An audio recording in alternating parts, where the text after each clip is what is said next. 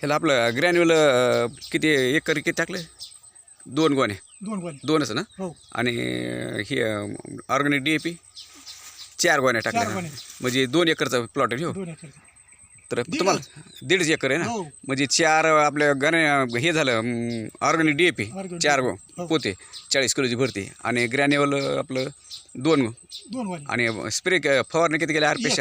RP 70 इमन्स ultra. बरं, तुम्ही दरवर्षी ऊस करतात, तुम्हाला ह्याच्यामध्ये काय वाटलं? खर्चामध्ये ह्याच्यामध्ये काय फरक वाटलं?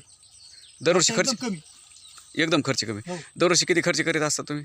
दरवर्षी म्हणजे एकरी सरासरी 2 डोस टाकीत होतो. हां, तर किती खर्च व्हायचा? तरी 8 क्विंटल खत पडत होतं सर. 8 क्विंटल म्हणजे 1000 रुपये पोतं म्हणलं तरी 8,000. आता 1000ला तर पोतं नाहीच ना. 1200, 1400, 1500 पोतं आहे सध्याला. तर म्हणजे 12-13 हजार रुपये खर्च होता. आपला किती झाला आता हे सगळं? हे आपला म्हणजे 2 क्विंटल तीळ हां, आणि ते 50 किलो. सबला लमसम 10,000 धरून चालू आपला. तर आता परत टाकायची गरज नाही. ऊसाची क्वालिटी एकदम नंबर 1 आहे ना. हो. असं तुम्हाला जाणवतं फरक जाणवतं? तुम्हाला शेतकऱ्याला कळायला पाहिजे होय. हे आम्हाला कळून आम्हाला तर माहिती आहे ह्याचं, पण हे तुम्हाला लक्षात आलं पाहिजे. फरक तर एकदम ओके आहे ना एकदम.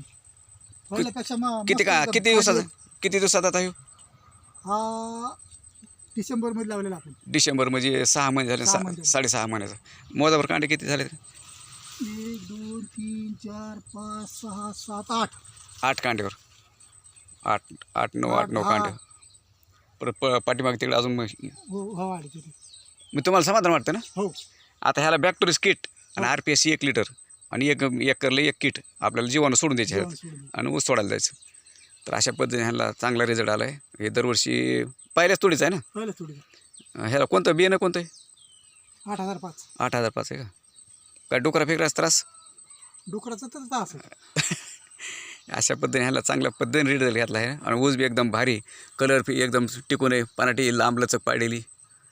तर प्रत्येक शेतकऱ्याने वापरायला पाहिजे की नाही? ऊसावाल्याला जरूर जरूर वापरायला पाहिजे ना. जरूर. धन्यवाद. कारण की